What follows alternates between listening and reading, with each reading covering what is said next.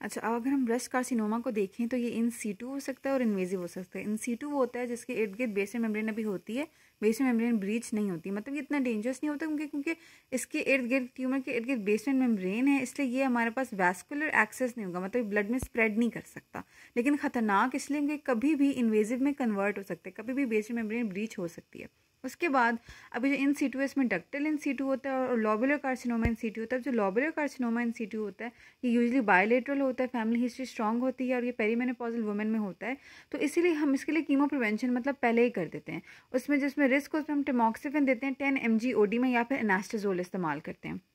अच्छा, तो lobular carcinoma in situ की मैनेजमेंट में ही मतलब पहले ही कीमो प्रिवेंशन है। इसके अलावा एक्टिव सर्वेलेंस। अब एक्टिव सर्वेलेंस क्या होता है कि हम एनुअली MRI करें, उसके बाद सर्जरी इसमें इतनी यूज़ नहीं होती, ये लीस्ट प्रेफर्ड होती है। कीमो प्रिवेंशन और एक्टिव सर्वेलेंस इसकी मेन मैनेजमेंट होती है। अब क्या होता है कि जो लॉबुलर कार्सिनोमा है हम एक्सपेक्ट करेंगे कि लॉबुलर डक्टल इन वो जो लॉबुलर कार्सिनोमा इन सीटू है वो इन्वेजिव लॉबुलर में ही कन्वर्ट हो, लेकिन ये लॉबुलर कार्सिनोमा इन सीटू असल में इन्वेजिव डक्टल में कन्वर्ट हो जाता है। अगर ये इन्वेजिव हुआ तो ज़्यादा कॉमनली डक्टल में होता है, ज़्यादा मतलब डक्टल में कन्वर्जन के चांसेस हैं, लॉबुलर में भी हैं लेकिन कम है। और 5 to 15% जो लॉबुलर कार्सिनोमा इन सीटू के केसेस हैं वो डक्टल इन्वेजिव में कन्वर्ट होंगे। मतलब ट्रांसफॉर्मेशन होती ही इन सीटू की 5 to 15% इन सीटू की है।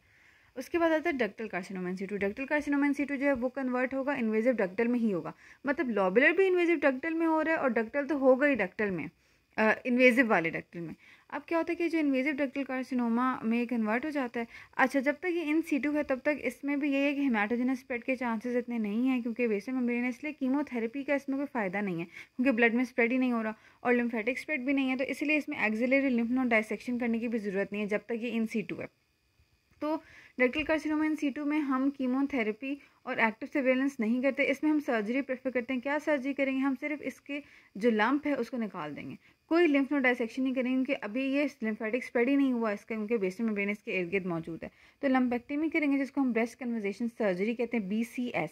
अब जो BCS होता है इसमें अगर BCS करने के बाद भी थोड़ा सा मैस या रेजिड्यू रह जाए तो हम उसके लिए रेडियोथेरेपी करते हैं। अब BCS में हमने क्या करना होता है कि ये अगर लंप है तो इसके आगे का एक हेल्दी मार्जिन लेना होता है लाजमी, और जो हमने स्किन का फ्लैप उठाना है ना वो हमेशा हमने 7 mm उठाना है, चाहे कोई भी ब्रेस्ट की सर्जरी, उससे कम हो तो स्किन डैमेज हो जाएगी।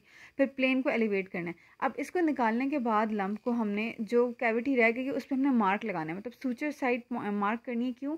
ताकि अगर कभी दोबारा रिकरेंस हो तो जब हम ओपन करें तो हमें पता हो कि पहले कैंसर यहाँ तक फैला था, मतलब मार्क हम करेंगे सूचर से, रेडियो ओपेक ट्रेसर के तौर पर वो आ करेगा, हम एक सूचर से उस जगह को मार्क कर देंगे। फिर आ जाता है अगर मल्टीफोकल ट्यूमर्स हैं यही डक्टल कार्सिनोमा इन सीटू के, तो इस केस में भी BCS का तो फ़ायदा नहीं, उनके लम्ब्स बहुत सारे हैं, तो फिर हम सिंपल मास्टेक्टमी ही कर देंगे। अब सिंपल मास्टेक्टमी में कोई लिम्फ नोड डायसेक्शन इन्वॉल्व नहीं होती।